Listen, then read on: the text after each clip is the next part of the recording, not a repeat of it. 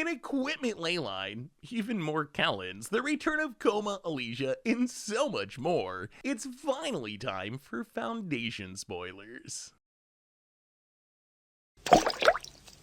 Hello everyone, it's Seth, probably better known as Saffron Olive, and it's time for our first daily dose of Foundation spoilers. So we're getting off to a bit of a slow start this spoiler season. I've been out at MagicCon Vegas, just got home late last night, which means we got a lot of catching up to do. So today we're going to be going over all the new cards that were spoiled today, and trying to catch up on some of the sweetest cards that were spoiled while I was out in Vegas, which means we've got a ton to talk about, and we better jump right into it. Before we do, a couple of quick reminders. First, to keep up on all the latest spoilers throughout the day, you should head on over to MTGpreviews.com. Second, if you need any of these cards, you can pre-order them from our sponsor Card Kingdom over at cardkingdom.com/MTGGoldfish.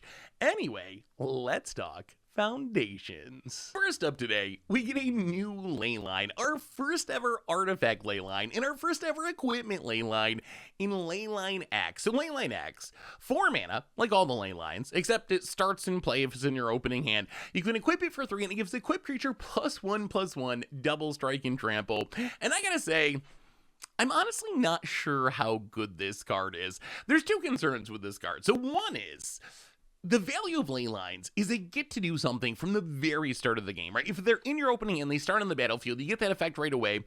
Leyline Axe, you still need 3 mana to equip it. So even though it can start on the battlefield, you're not going to really get value out of it, at least in most decks, until turn 3, which kind of makes it like the new green Leyline that lets you play Wooburg for your spells. Like, sure, it starts on the battlefield, but you really need 5 mana until it does anything. So in that sense, it's a little bit awkward. The other issue with Leyline is kind of an issue with all Leylines, which is, if you gotta hardcast them, they're not very good. If you think about Leyline Axe, let's say it didn't have the Leyline text of starting on the battlefield, what would this card cost? And my guess would be probably 2 mana, might make it okay, 3 mana maybe, but then it would be pretty bad. So if this isn't in your opening hand, and you gotta play it fairly, spending 4 for the equipment, and then 3 to equip to give +1/+1 double strike and trample, just seems like a ton of mana. So it's gonna be interesting to see if this card actually ends up being good. If you think about what it is, it's like Leyline Embercleave. You lose the cast it with flash during combat and free equip it part of Embercleave, which is a big part of Embercleave, but still, +1/+1 double strike and trample for 3 mana, if you do get it for free, is pretty good. And we've seen Leylines be pretty strong recently. Like, Leyline of Resonance just got banned in Standard. I don't think we gotta worry about that with Leyline Axe, but it can lead to some explosive starts. As far as I can see in Standard, the best use of this card probably gonna be with Valiant. Like, I think the best nut draw with this is going to be play it for free on turn 0, and then play like a Heartfire hero, Emberheart Challenger, equip it on turn 3, it's going to trigger Valiant, you're going to be smashing your opponent for like 6 damage, which is pretty nice. That is a lot of damage, although it's definitely not win the game like Leyline of Resonance. The problem with playing this in the Valiant deck is, so far we've seen Valiant mostly be used like a weird prowess effect, using it with pump spells. We haven't really seen equipment builds of Valiant, but maybe Leyline Axe will change that. I think once you get back to older formats or Commander, then there's even more options. Like in Pioneer, works really well with Fervent Champion. You start with Leyline Axe and play on turn 0, turn 1 Fervent Champion, you free equip it thanks to Champion's ability, smash your opponent for 4, seems pretty decent. Also in Commander, you got like Sir Gwyn, Buener Battlehammer. There's a lot of ways to free equip this card. I could see this maybe seeing play in Pioneer Hammer Time. I don't know if it's going to be good enough for Modern Hammer Time. I'd be very surprised, because if it's not in your opening hand, it's just so bad. And it doesn't work especially well with Sigarda's Aid, because if it starts in play, you're not going to be casting it to be able to free equip it with Sigarda's Aid. So a little bit of a non-bow there. But in Pioneer Hammer Time, this does turn like Colossus Hammer, Cacophony Scamp, or whatever creature you're using into a one-shot kill thanks to the double strike and trample and buffing. So maybe it could show up there. Another sneaky use of this card, and I don't know if this will be good enough or not, is kind of forget about the fact that it's an equipment and just use it like an artifact on the battlefield. For example, Metalwork Colossus. Metalwork Colossus just wants non-creature artifacts on the battlefield to reduce its cost. So in theory, and this is probably never going to happen in practice, but if you had a 3 Leyline Axe hand, you could just play them all into play, turn 1 cast a Metalwork Colossus, and probably just get a free win. Also kind of sneaky with like Frogmites, Mirror Enforcer, some sort of affinity style shell. So I don't know, is just having this 4 mana value artifact that can start on the battlefield, could that be good enough for some weird affinity deck? It might be. So Leyline Axe, the card's really cool. It's really sweet to see a Leyline that isn't just another enchantment. I'm on the fence about how good it is. My guess is it's more of a cool card or like this weird combo piece for against the odds where you can do the like turn 1 Metalwork Colossus or some janky combo rather than a truly competitive card, but it is a super cool design. We also got a new Sphinx in Destiny Arbiter. So Destiny Arbiter, 6 mana, 5/5, flying and it can't be countered. When it enters, look at the top 5 cards of your library, separate them into a face down pile and a face up pile. Your opponent chooses one of those piles to go in your hand, the other one goes into the graveyard. So Destiny Arbiter, it seems fine. It's kind of like a reverse Sauron's Ransom combined with, I don't know, Niv Mizzet Perun is like an uncounterable 6-drop flyer that can draw you some cards. If you think about what this will do in practice, essentially for 6 mana, you're going to be 5/5 flyer, and you're going to draw 2 or 3 cards most likely, depending on how exactly the piles shake out. Maybe you can draw 4 sometimes, depending on like if you can stack a really good card face up in a 1-card pile and the rest face down, but you're going to draw some amount of cards from that. Is that good enough to actually see play? And the answer is, I don't know. So this is a card that to me looks like a traditional control finisher. If you're just playing Draw-Go blue-white control, we've seen these big uncounterable flyers be pretty good finishers in the past. The issue is, right now in Standard, control's kind of different. The 2 biggest like blue-white control style decks are either Caretaker's Talent token decks, which Sphinx doesn't really do anything there. Like, sure, it's a big body that draws cards, but it doesn't really synergize with the rest of your deck, and you already draw a ton of cards with Caretaker's Talent, so I'm not sure how much a, like, weird Factor Fiction style Sphinx is gonna be in that deck. The other big blue-white control deck is actually the Abhorrent Oculus, like, Helping Hands Reanimator deck, which, again, is kind of a control deck, but it's really more of, like, a tempo deck or a Delver deck almost, and it just doesn't really want to go up to 6 mana, so I'm just not sure where this card fits. I think it's a fine card. I like that it can't be countered, but I'm not sure it actually has a home in Standard. The one home that I think this card definitely has, though, is in Sphinx Commander decks. If you're playing Unesh Cairo Sphinx Sovereign, this is going to be probably one of the better Sphinxes in your deck. It's going to get a discount thanks to your commander. It's going to draw you even more cards, so it seems absolutely perfect there. So Destiny Arbiter, it seems fine. I don't think it's a bad card, but I'm not sure I'm seeing a ready-built home for it in any 60-card format. We also got Fae Trickster, and this card intrigues me. So it's a 4-mana 4/2 Fairy Wizard. It is flash, it is flying, and it says you may cast other spells as though they had flash. So essentially, you get a 4-mana 4/2 flyer that's also a Leyline of Anticipation. So this card seems like it could be pretty good in some sort of flash deck, some sort of fairy style deck. My biggest worry is 2 toughness is a concern. We already see in Standard, any hard removal spell, right, is going to kill it. Go for the throat, whatever. They kill everything.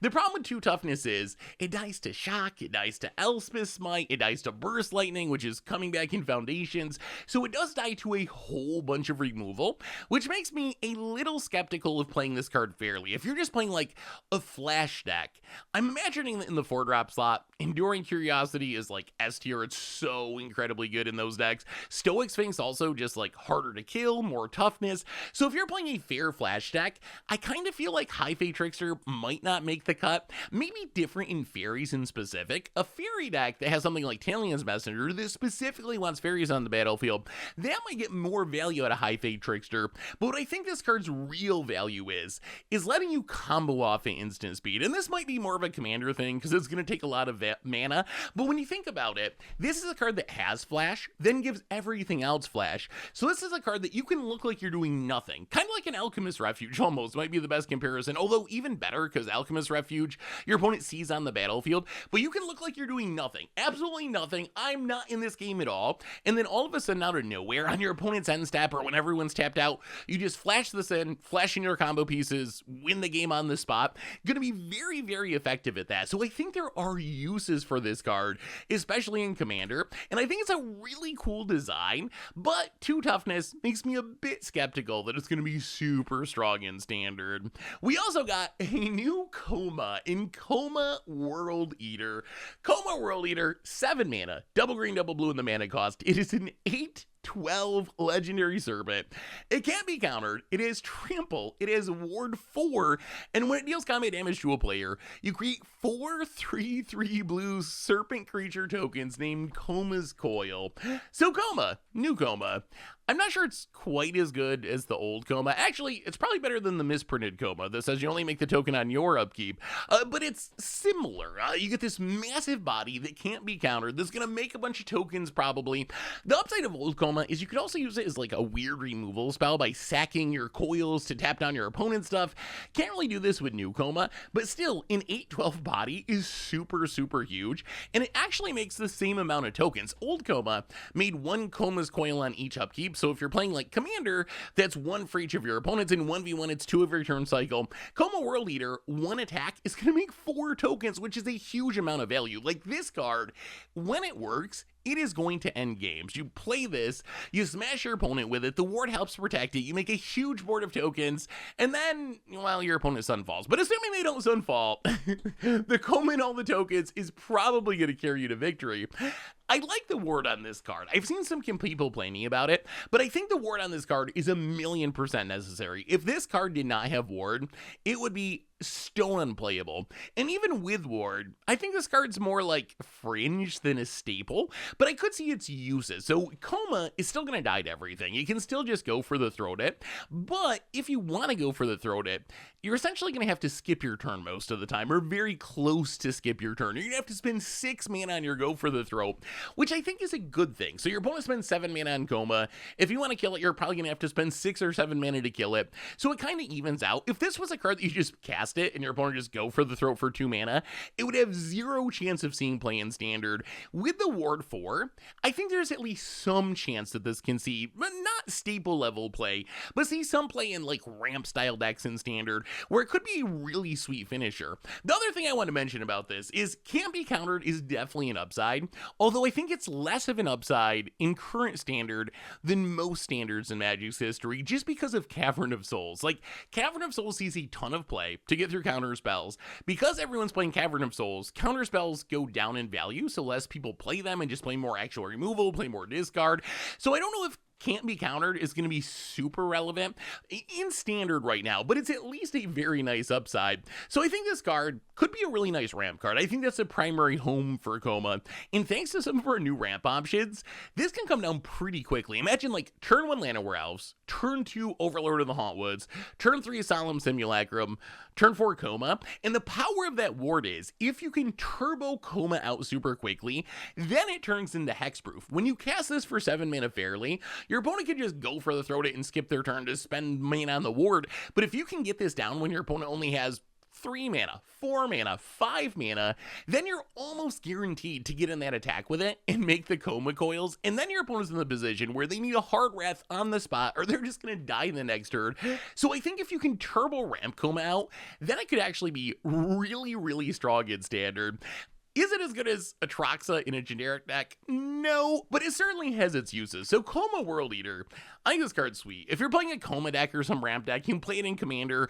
The ward does give it some chance to be good in 60 card formats, and it seems like a really worthy payoff in some sort of turbo ramp deck. Next up, we get some blue card draw in Lunar Insight. So Lunar Insight, 3 mana sorcery, draw a card for each different mana value among non-land permanents you control.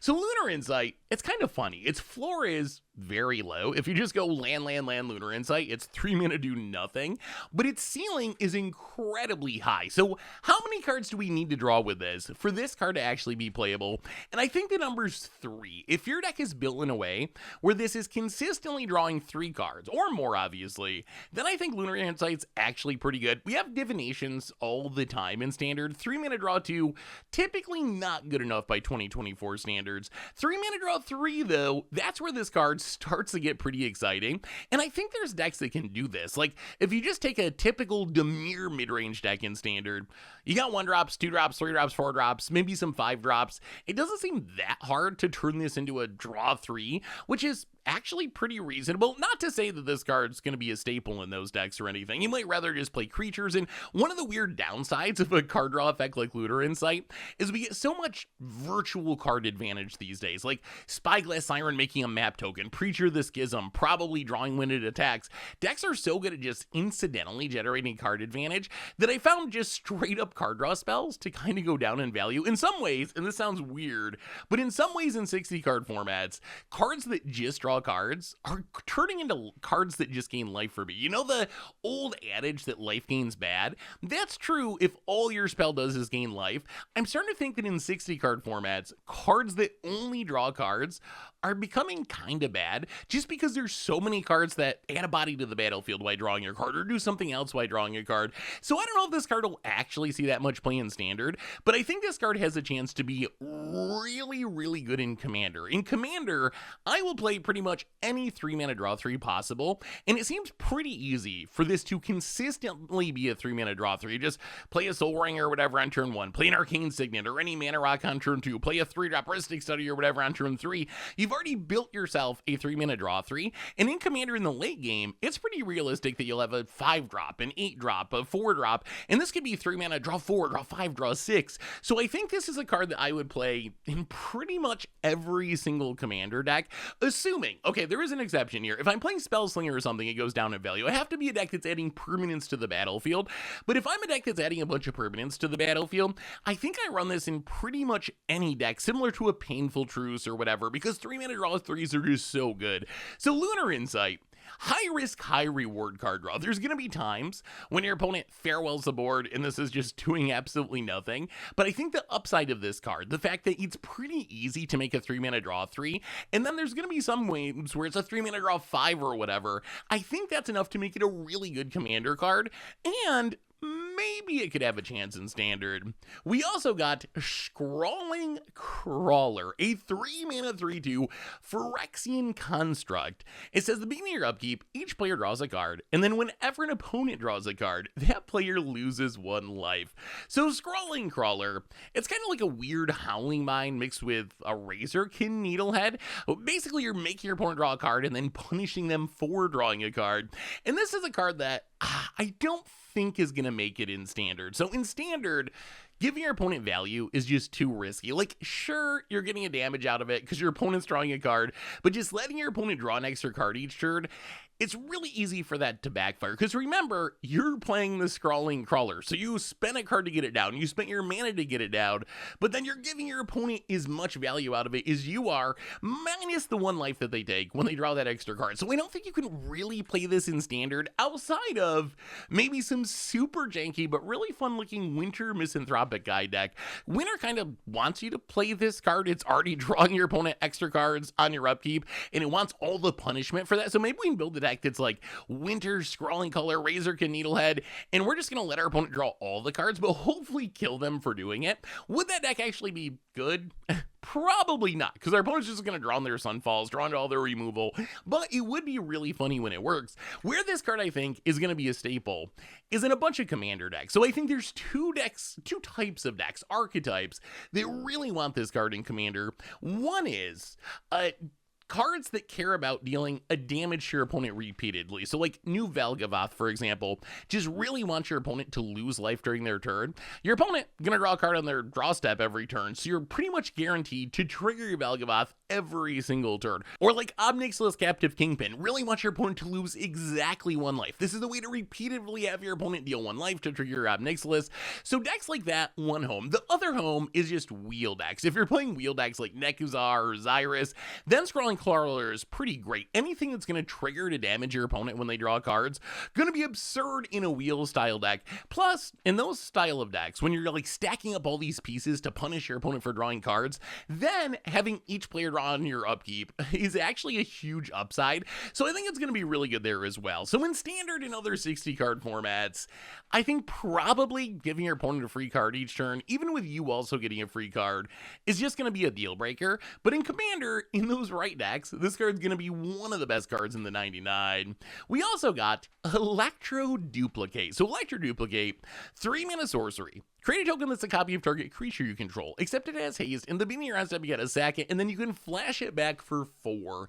So if this seems familiar, it's Heat Shimmer. Basically, I guess it only targets your own creatures, which is a slight twist, but really if you're playing Heat Shimmer, you're playing it to copy specific creatures in your deck anyway, so it's essentially a Heat Shimmer that has flashback. So if you're playing Heat Shimmer, this is most likely just an upgrade or you play both of them, and this card does have some uses. The problem is, in Standard, we kind of already have better Electroduplicate and Molten Duplication, which can also hit artifacts. I guess you don't get flashback out of it, but it's only 2 mana, and we haven't really seen Molten Duplication see any play in Standard, so I think this is mostly a weird combo piece. There's a few different ways you can go infinite with these effects.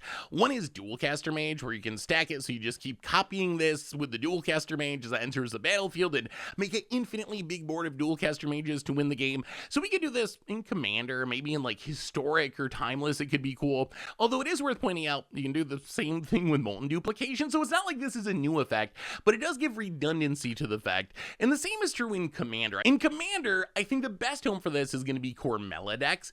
Carmella, you can set up loops with this, where you can go infinite pretty easily. Carmella can tap to make 2 mana, essentially. You spend 1, but then you make 3 mana, only for instants and sorceries, like Electroduplicate. And then when it dies, you can return an instant or sorcery from your graveyard to your hand. So the idea is, you get down Carmella, and then you get something else that makes a mana when you cast a spell, like a Stormkin Artist or a Burgee, and then you can Electroduplicate to copy the Carmella using the Carmella mana. You'll make another Carmella, which will Legend Rule, and then you'll get an instant sorcery back from your graveyard when it dies, which will be the Electroduplicate. Then you can use the new Carmella to make the mana with the Stormkin Artist or the Burgee and do it again, and do it again, and do it again. So this essentially gives you infinite spells being cast, infinite death triggers, infinite ETB triggers. So if you throw like a Gutter Snipe or something into the mix, you just kill your opponent on the spot. Again, you could do the same thing with Molten Duplication or Heat Shimmer, but this is another piece to the puzzle. So Electroduplicate, we've seen a lot of similar cards, right? This is a twist on an effect we've seen many times in the past. That effect normally doesn't have a huge impact on Standard, but there are occasionally combos for it, so we'll have to keep our eyes out. Maybe with this and also Molten Duplication in Standard, if the right combo piece comes along, we could have a pretty powerful combo deck. And entering this brave new world of 18 or I guess 19 with Foundation sets going to be in Standard with 6 sets a year, there's a decent chance that sometime in the next 5 years, 7 years, however long that this set's going to be legal, there's a decent chance that a combo emerges eventually. So this is going to be one that right now, I think it's mostly just a Commander card and a janky combo piece for against the odds, but one to keep in the back of your mind because sooner or later the right set's going to come along and this could end up being like an S tier combo piece in Standard. We also got Sphinx of Forgotten Lore, which is kind of Snapcaster Sphinx, I guess, a 4 mana 3/3 flash flyer that when it attacks, target instant or sorcery card in your graveyard gains flashback with its flashback cost equal to its mana cost. So this card is very intriguing to me. On one hand, it's kind of an expensive Snapcaster. You gotta pay 4 mana, then you gotta untap with it, although you can flash it down on your opponent's end step, which increases the odds of getting the attack and be able to cast it, but it's kind of a 4 mana Snapcaster Mage. On the other hand, it does snowball. We've seen Dreadhorde Arcanist, which is only 2 mana, so it's still an expensive Dreadhorde Arcanist, but we've seen Dreadhorde Arcanist, the ability to cast a spell from your graveyard every turn, be very powerful, so you do get this snowball effect. The downside of Sphinx is you do gotta be able to attack with it, so it could die before combat, or maybe your opponent has blockers, although it is cute that if you have a removal spell in your graveyard, the fact that this triggers on attacks means that you can attack with Sphinx into a blocker, and then flashback the removal spell, kill the blocker, keep getting in that damage. So I think Sphinx of Forgotten Lore, it could have uses. I think in some sort of spell slingery control style deck, I feel like Sphinx could be pretty good. You flash it on your end step, you use your removal spells to protect it, and then you just try to Dreadhorde Arcanist your opponent to death essentially by just flashing something back each and every turn. The other upside is, it is kind of a surprise blocker, right? Snapcaster, not the best blocker as a 2/1, but Sphinx of Forgotten Lore is a 3/3. I don't know, you can flash it in and maybe eat a Deep Cavern Bat or a Slick Shot show up for a Caustic Bronco. So I don't don't think that Sphinx is like Snapcaster good, like modern staple level good, but I do think that in the right deck, maybe something like the Helping Hands deck that's already so good at filling the graveyard, maybe some sort of Flash style deck, a Tempo Fairy style deck, I do think that Sphinx of Forgotten Lore could actually be a pretty powerful option. We also got a new Gruul Lizard in Ashroot Animist. So Ashroot Animist, a Gruul 4-mana 4/4 trampling lizard druid, and it says when this creature attacks, another target creature you control gains trample and gets +X/+X until end of turn, where X is this creature's power. So essentially, if you just play this fairly, it's a 4-mana 4/4 trampler that when it attacks gives something else +4/+4 in trample. Although the way you can build around this is by finding ways to boost Ashroot Animist power. So if you have a giant growth, you essentially double it up, you cast down the Animist, you grow its power, and then it's going to give its power to something else when it attacks. This could be a very, very scary card. Like, it adds a huge amount of power to the battlefield when it attacks.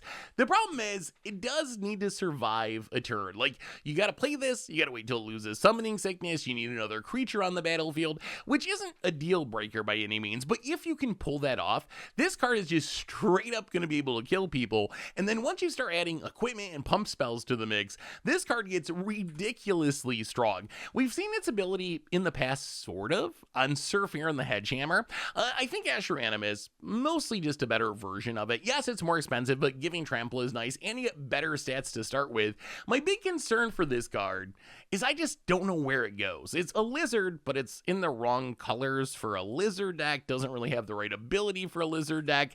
And then if you look at the decks it could play this, various Gruul decks, the Gruul decks we have in standard right now are either Delirium decks, and this doesn't really do anything specifically with Delirium. I guess you could play a copy if you wanted to, but Delirium mostly wants synergistic stuff. And then the Prowess style decks, where the Prowess deck's just way too fast for Ashroot Animist. So this is going to have to kind of create its own archetype. And what it really wants, more than anything, is haste. That is the easiest way to take advantage of this card.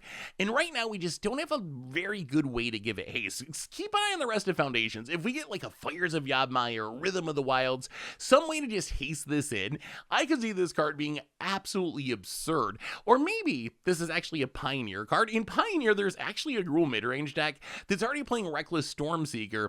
Imagine turn 3 Reckless Stormseeker, turn 4 Ashroot Animist, give it haste in +1 with Reckless Stormseeker, attack, Ashroot Animist gives something else +5/+5 in trample. That is just going to close out games on the spot. But those are the kind of synergies that's going to make Ashroot Animist good. So Ashroot Animist, the card's really powerful. The card is really powerful. It's kind of a Panharmonicon for pump spells if you can get the right board state set up. It works really well with equipment. It's a really, really scary card that deals a ton of damage. I'm just not sure exactly where it fits in standard. So it might be a Pioneer card, or it might be one of those wait and see cards, because sooner or later we're going to get a good way to haste this in. And once this thing has haste, it is going to absolutely end games. We also got, surprise, surprise, it wouldn't be a Magic set without a new Kellan Planar Trailblazer. So new Kellan number, I don't even know, 5? I think it's 5. Maybe we're pretty close to the point where we can just play an all Kellan deck in standard. But new Kellan, I think, is the best Kellan. Kellan Planar Trailblazer, 1 mana 2/1. So it's a Savannah Lions, except it's a legendary human fairy scout. And then you can pay 2 mana. And if it's a scout, it becomes a human fairy detective and gains, whenever it deals combat damage to a player, exile the top card of your library. You may play this card this turn. And then for 3 mana, if it's a detective, it becomes a 3/2 human fairy rogue and gains double strike. Plus, it's going to have the last ability. So then you're going to be drawing 2 extra cards every turn. That is a lot of value for a 1-drop. Like, we're already starting off with playable aggro stats, and it scales up in a very efficient way. So as far as Kellans go, I think this is probably going to be the most competitive. Yes, maybe it doesn't fit in the Prowess decks because we have other 1-drop options, but I think this card is actually a very, very good 1-drop, to the point where it could even be in play in Pioneer, possibly. I think in Modern, it's probably just not as good as Ragavan, but in Pioneer, there's no Ragavan, so maybe this is like Pioneer Ragavan if you squint really hard. If you think about what this is, for 1 mana, you get a legendary Savannah Lions. Not exciting in 2024, but perfectly totally fine. And then you upgrade it into like a Stromkirk Occultist, where you get a Savannah Lions that's impulse drawing you with cards. And then for 3 mana, you upgrade it into like a way more powerful Prophetic Flame Speaker is a 3/2 double striker that when it hits your opponent, you're going to be drawing 2 extra cards. And the thing I love about this is how quickly it scales. If you think about past cards like Figure of Destiny, the way you have to grow these cards is you pay it for 1 mana, then you got to pay 1 to make it a 2/2, then you got to pay 3 to make it a 4/4, then you got to pay 6 to make it an 8/8.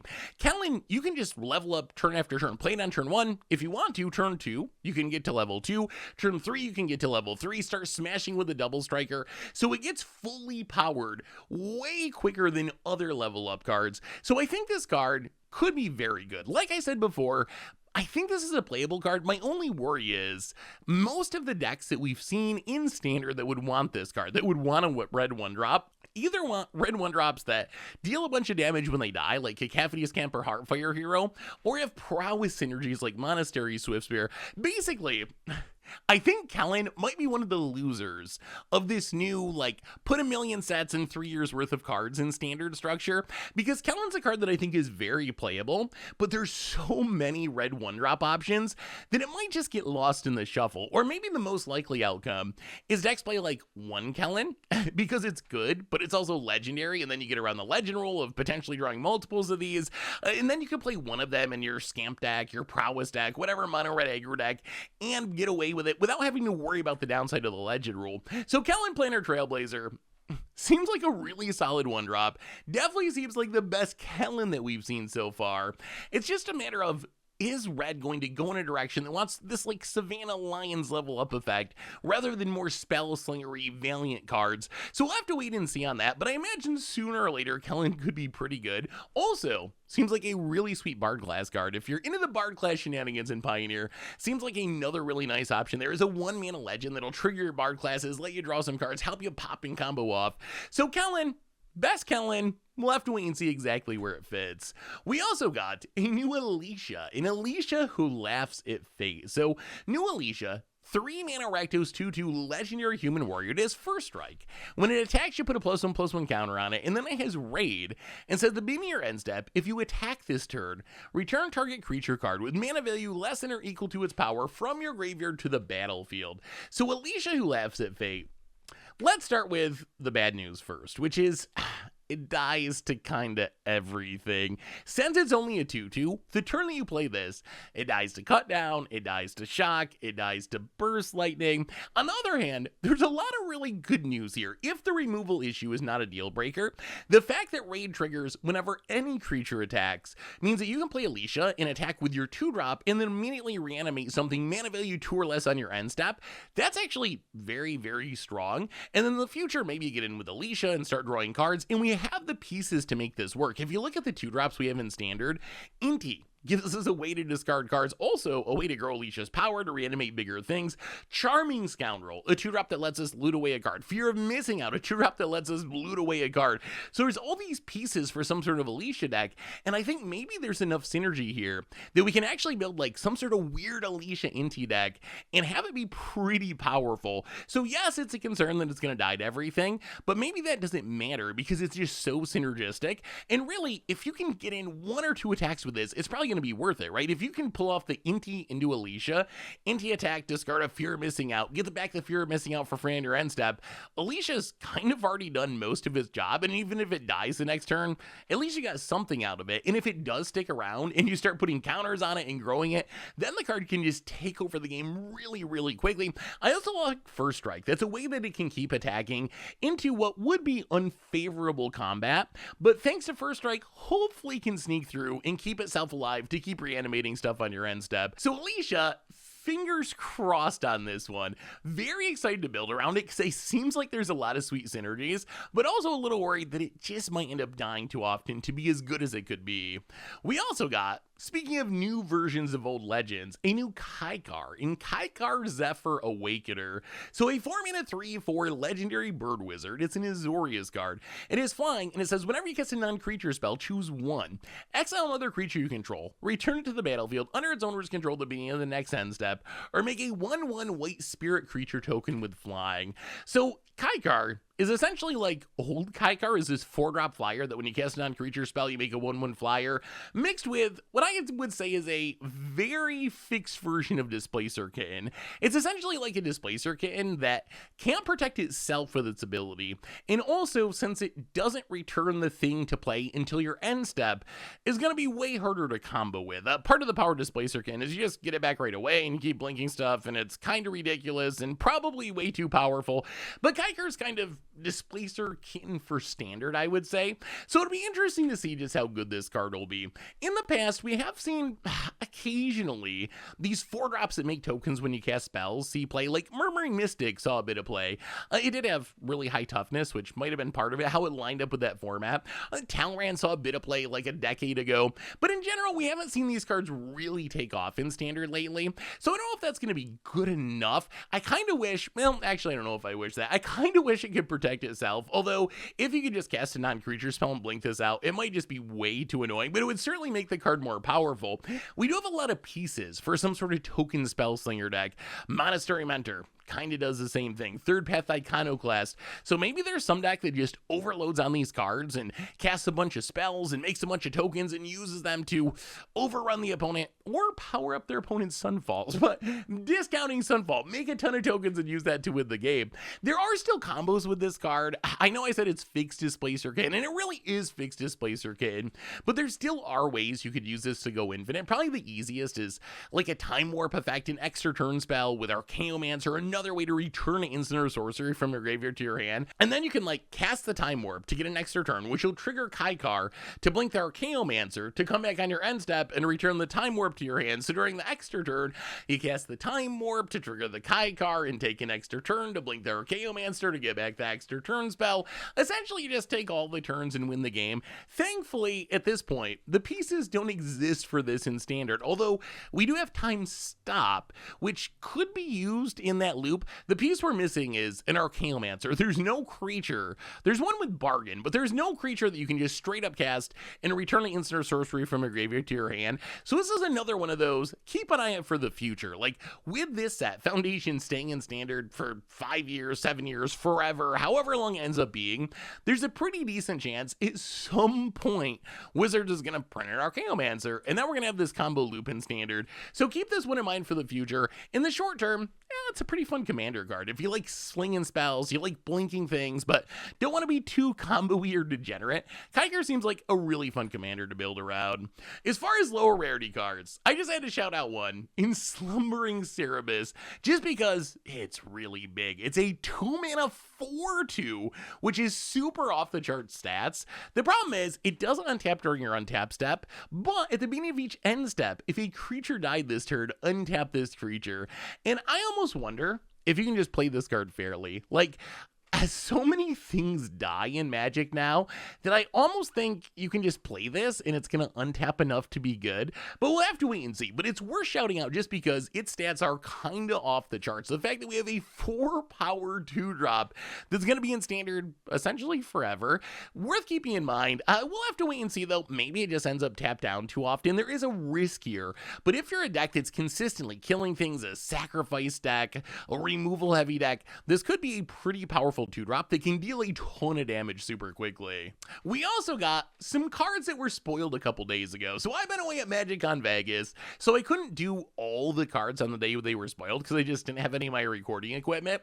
So I think what we're going to do is for the rest of spoiler season, along with the new cards for the day, I'm going to slip in, 3 or 4 old cards that I'm really hyped about, even if they were spoiled a couple days ago. So today we got Bloodthirsty Conqueror, and this card is kind of wild. So a 5-mana 5/5 Flying Death Touch Vampire Knight, and then it says whenever an opponent loses life, you gain that much life. So why is Bloodthirsty Conqueror such an exciting card? Obviously 5/5 Flying Death Touch, that's fine, that's pretty good stats, but the real answer is combo potential. So there's an old combo in Magic pretty infamous combo of Exquisite Blood and Sanguine Bond. Exquisite Blood is whenever an opponent loses life, you gain that much life, and then Sanguine Bond is whenever you gain life, target opponent loses that much life. So if you get both of those enchantments on the battlefield, and then you either make your opponent lose life in some way or you gain life, you just start an infinite loop, or one enchantment triggers other, back and forth, back and forth. Eventually your opponent's going to lose all their life, you win the game on the spot. Well, now thanks to Bloodthirsty Conqueror, we have this combo in Standard with Enduring Tenacity or even Starscape Cleric. So if we can get an Enduring Tenacity and Bloodthirsty Conqueror on the battlefield, and then gain life, have our opponent lose life, we just start the loop of them triggering each other until our opponent dies, which is incredibly sweet. So really hyped to try to build around this in Standard. Traditionally, we would say, well, okay, the problem is they're creatures, right? Enchantments are more resilient, they're harder to kill, but I don't know if this is true anymore. Like, sure, there's still more creature removal than enchantment removal, but we're getting more and more flexible removal, and there is an upside to having our combo pieces be all creatures, which is they're easier to find. We can use like Analyze the Pollen to tutor up one of our combo pieces. We can use Zombify, another new reprint, to return one of them from the graveyard to the battlefield. So there is some upside to having our combo pieces be creatures. It'll be interesting to see just how competitive this combo really is. We got Unstoppable Slasher Bloodletter of Aclazotz. Turns out that combo relatively competitive in Standard. Enduring Tenacity Bloodthirsty Conqueror is a little bit slower, but still, the cards are good. Like, both of the combo pieces are fine cards on their own. Bloodthirsty Conqueror, Enduring Tenacity, a little bit more expensive mana-wise, but still really powerful. Plus, you could just build mono-black combos and just jam all these together in the same deck and hope that you draw the right combo pieces at the right time. So Bloodthirsty Conqueror, I expect this to be one of the most hyped cards from the set. Not only does it have standard combo potential, but players just love these effects. There's tons of Exquisite Blood Sanguine Bond combos in Commander. This is another backup combo piece that can help support those combos. So I think this card probably going to be kind of expensive, probably going to be pretty playable, and it's going to be super fun to build around. We also got the ultimate fog, Herald of Eternal Dawn. So 7 mana, 6/6, angel with flash and flying, and then it simply says, you can't lose the game and your opponents can't win the game. So Herald of Eternal Dawn, it's Platinum Angel, but it's Platinum Angel with Flash, which is way better than normal Platinum Angel. The fact that you can wait until you're about to die and then just flash this in and fizzle your opponent's combo, fizzle their Alpha Strike is really, really strong. Yes, it is 7 mana, and yes, if it dies, you're probably going to die with it, but it's still such an incredibly sweet effect, and I feel like it lines up oddly well in Standard. So obviously, just fizzling a normal combat damage kill, perfectly fine, but this effect is even better if you're fizzling a combo kill, and we have some of those in Standard. Like, we've played some Storm Splitter combos, we played Cursory Courting combo not long ago, there's the Cacophony Scamp, Sack It, Fling It at Your Face combo, Unstoppable Slasher. The upside of Herald there is if you're playing like the Storm Splitter combo deck, you're pretty much emptying your hand to set up this big lethal turn where you're just going to kill your opponent, but if your opponent can stop that kill, you're going to be in really bad shape. Same with Cursory Courting, like, you cast all these spells, go through the 11-point process of actually winning the game, but if you do that and your opponent stops it, you've used all your resources. There's not really a realistic way of rebuilding and winning the game. So what I'm imagining is if you're up against one of these combo decks, you just let your opponent do their thing and cast all their spells and have their fun, and then when they actually go for the win, you just flash in the angel and your opponent isn't really going to be able to do anything and probably has no way of winning the match in the future. So I'm not saying this is like a super competitive card or anything, but I am really excited to see a Platinum Angel with Flash. Plus, we're getting more Angel support. We got Giada Fawn of Hope coming back in Foundations, and when Giada was in Standard thanks to Streets of New Capenna, we actually had competitive Angel decks. Like, just the ramping and growing of creatures that Giada done made Angel decks pretty good, and Herald of Eternal Dawn could definitely fit in some sort of weird Angel ramp style deck, also control decks or just straight up ramp decks. So really excited to see the return of Platinum Angel, and honestly, I think the best Platinum Angel effect that we've ever gotten. We also got a new 2-drop Goblin in Searslicer Goblin. So a 2-mana 2/1 Goblin Warrior, and then it just has Raid, and says at the beginning of your end step, if you attack this turn, create a 1/1 red Goblin creature token. So I feel like this is just a pretty solid 2-drop for a format like Standard. You play a 1-drop on turn 1, turn 2 you play the Goblin, you attack with the 1-drop, you get another Goblin on your end step. So in some sort of red aggro deck, I think it could be good. This does have the same problem we've talked about a couple times today, which is I don't know if it fits in the most popular red decks right now, the Valiant Heartfire Hero Prowess style decks.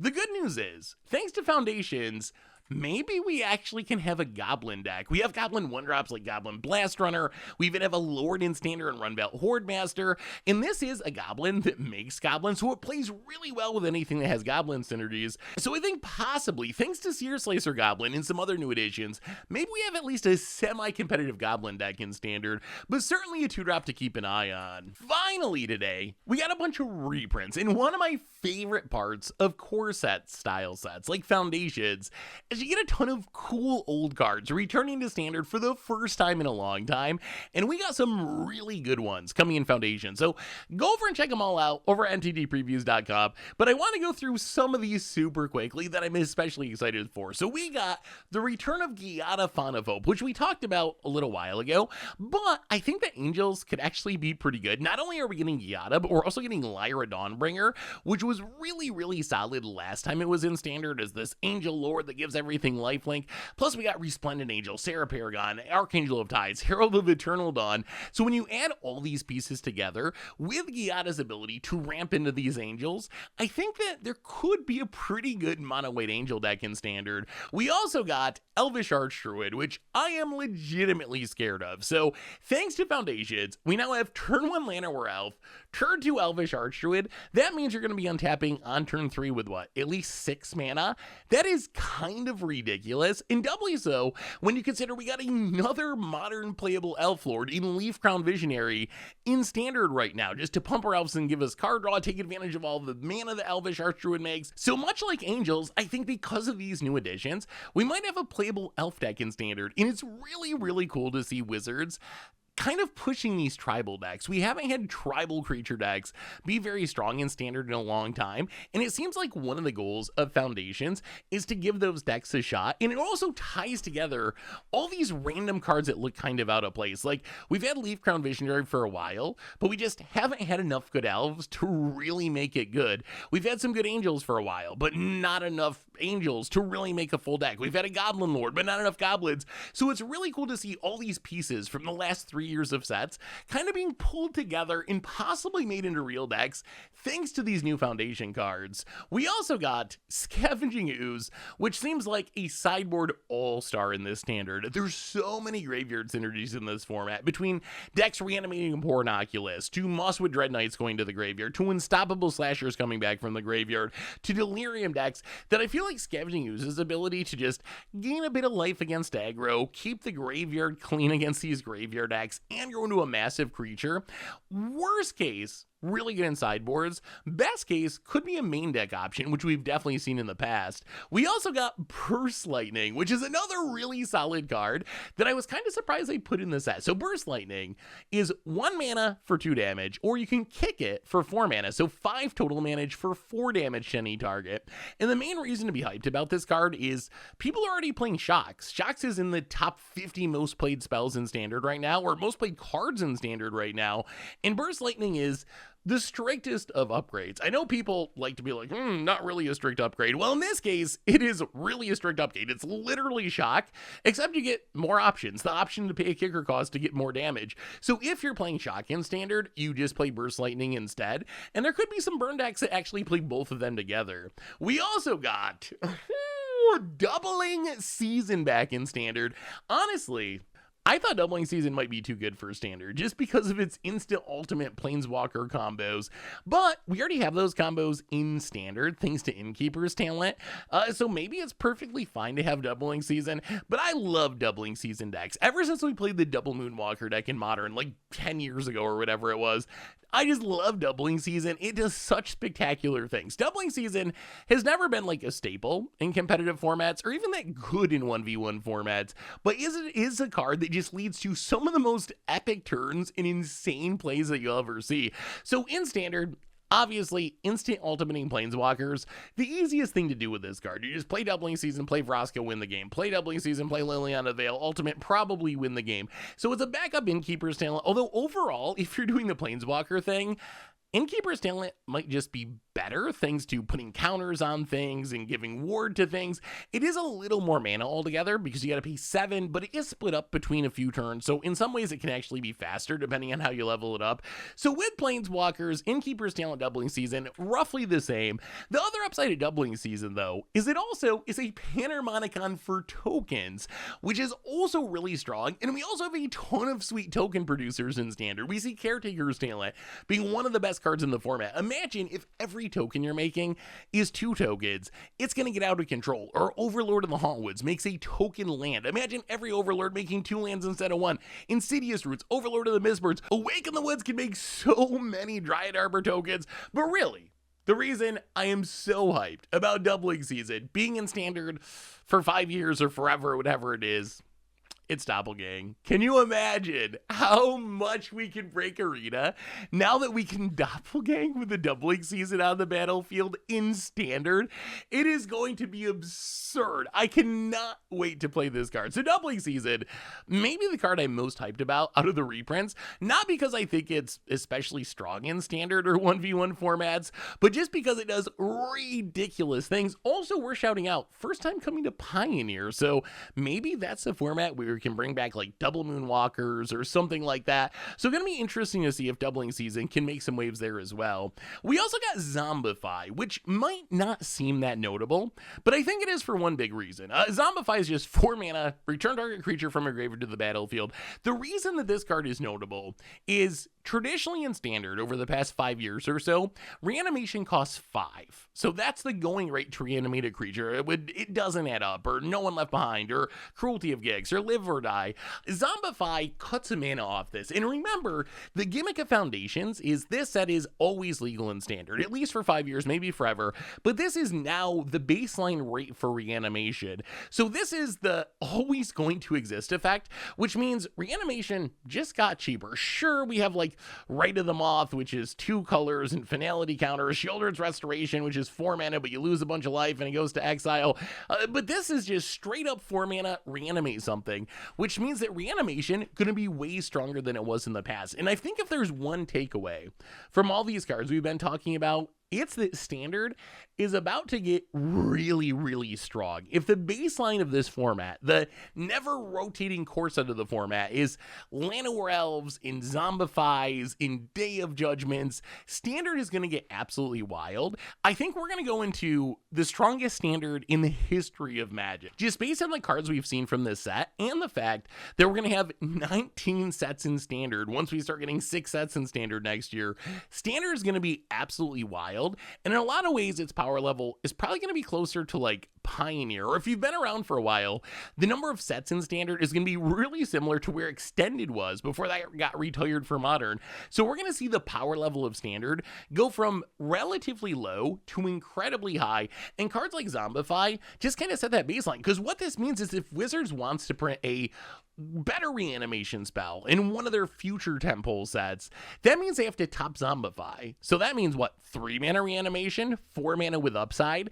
So it's just essentially cutting entire mana off the cost. So very, very excited to see what this looks like in the end. Finally, we also got Maelstrom Pulse, which is worth noting just because it's so flexible. 3 mana sorcery, destroy an online permanent and all other permanents with the same name as that permanent. So Doppelgang Hoser, I guess. But really, we're in a Standard where there's very strong artifacts like Urbra's Forge, enchantments like Unholy Annex and Ritual Chamber, creatures, planeswalkers. Maelstrom Pulse, even at 3 mana, is just such a great catch-all. Plus, you get the extra upside that if you run into a token deck or whatever, maybe you get 2 or 3 things with it. So I think Maelstrom Pulse certainly going to serve a pretty big role in future Standard.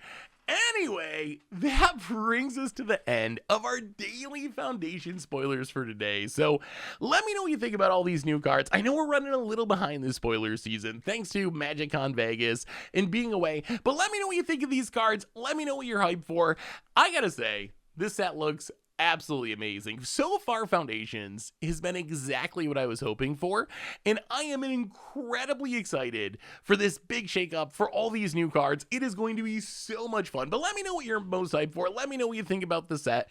Thanks for watching, everyone. I hope you enjoyed it, and I'll be back tomorrow with even more Foundation spoilers. So until then, have an amazing day, and I will talk to you soon.